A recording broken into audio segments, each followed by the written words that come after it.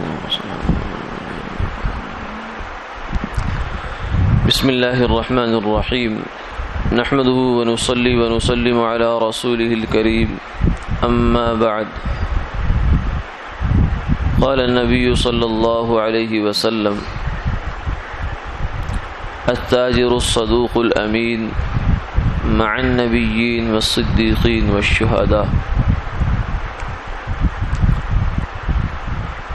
أو كما قال عليه الصلاة والسلام۔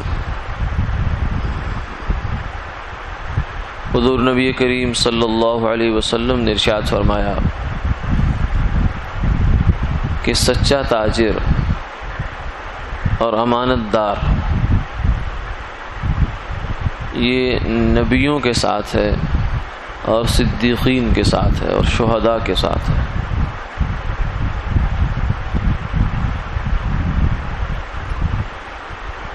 اللہ رب العزت نے ہمیں ہر نماز کی ہر رکعت میں سورہ فاتحہ پڑھنے کا حکم دیا ہے،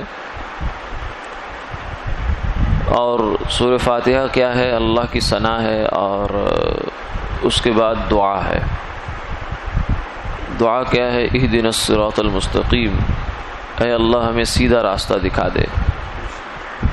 سیدھا راستہ وہ ہوتا ہے جو انسان کو منزل تک لے جاتا ہے، اور انسان کی منزل کیا ہے؟ اللہ کی رضا ہے اور جنت ہے۔ اور پھر آگے ساتھ ہی فرمایا صراط الذین انعمت علیہم، اے اللہ ان لوگوں کا راستہ جن پر آپ کا انعام ہوا، جو انعام یافتہ ہیں، صرف کامیاب نہیں ہے بلکہ انعام یافتہ ہے۔ ایک سادہ کامیابی ہوتی ہے اور ایک انعام لینا ہوتا ہے، تو یا اللہ ان کا راستہ دکھائیے۔ پھر دوسری جگہ فرمایا کہ وَمَن يُطِعِ اللَّهَ وَرَسُولَهُ فَأُولَٰئِكَ مَعَ الَّذِينَ أَنْعَمَ اللَّهُ عَلَيْهِمْ، جو اللہ اور اللہ کے رسول کی مان کر زندگی گزارتا ہے یہ ان لوگوں کے ہمراہ ہے جن پر اللہ نے انعام کیا، من النبیین والصدیقین والشہداء والصالحین، نبی، صدیق اور شہید اور نیک لوگ۔ تو یہ چار طبقے ایسے ہیں کہ جن کا راستہ ہم اللہ سے ہر نماز کی ہر رکعت میں مانگتے ہیں۔ اب ان تک پہنچنے کا راستہ کیا ہوگا؟ اس کے لیے فرمایا کہ یہ راستہ ہم میں سے ہر شخص کے ہر سانس سے گزر رہا ہے، ہر گلی سے گزر رہا ہے، ہر گھر سے گزر رہا ہے۔ جو عورت گھر میں بیٹھی ہے اس کے لیے بھی ان کا راستہ موجود ہے کہ وہ اپنی عفت و عصمت کی حفاظت کے ساتھ، خیر خواہی کے ساتھ خدمت کرے، بچوں کی، خامد کی، گھر کی دیکھ بھال کرے، تو اللہ کے ہاں وہ بھی انہی کے ساتھ شامل ہو جائے گی۔ اور اگر کوئی آدمی تاجر ہے، دکان پہ بیٹھا ہوا ہے، تجارت کر رہا ہے، تو اس کے لیے بھی یہ راستہ موجود ہے کہ وہ بھی انبیاء علیہ الصلوۃ والسلام، صدیقین اور شہداء کے ساتھ اپنا حشر کروا سکتا ہے۔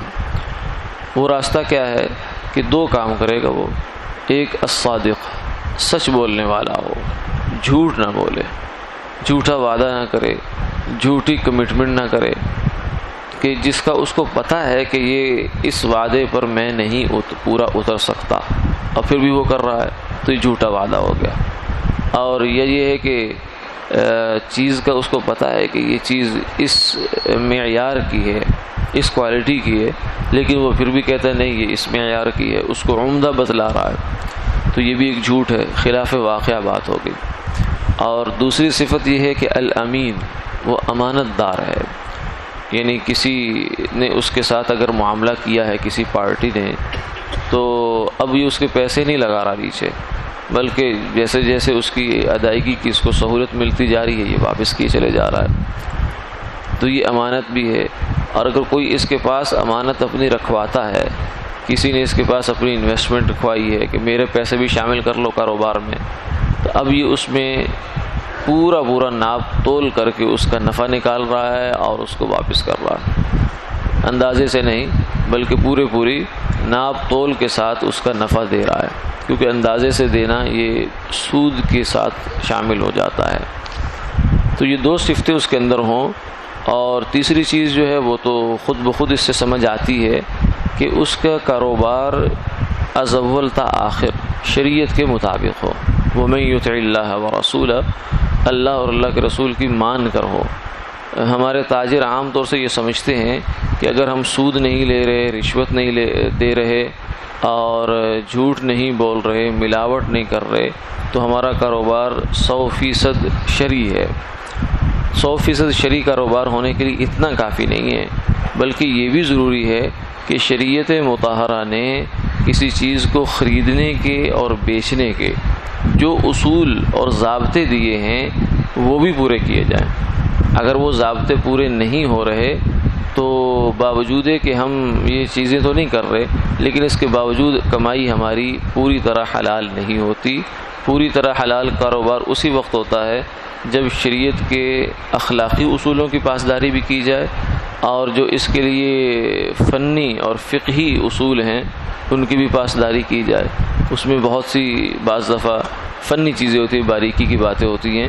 تو بزنس کو سیکھنا، تجارت کو سیکھنا.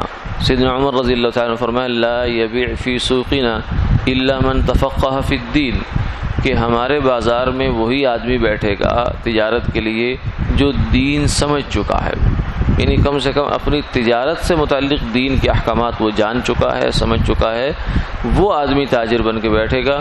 ورنہ اگر اس نے تجارت شرعی نقطہ نگاہ سے، جیسے ہم کہتے ہیں کہ دکان آدمی ڈالے تو سرمایہ برباد نہ کرے، پہلے سیکھ لے کام کو، 2-4 جو ہے مہینے، 6 مہینے، سال کسی کے پاس بٹھا کر اس کو سکھایا جاتا ہے.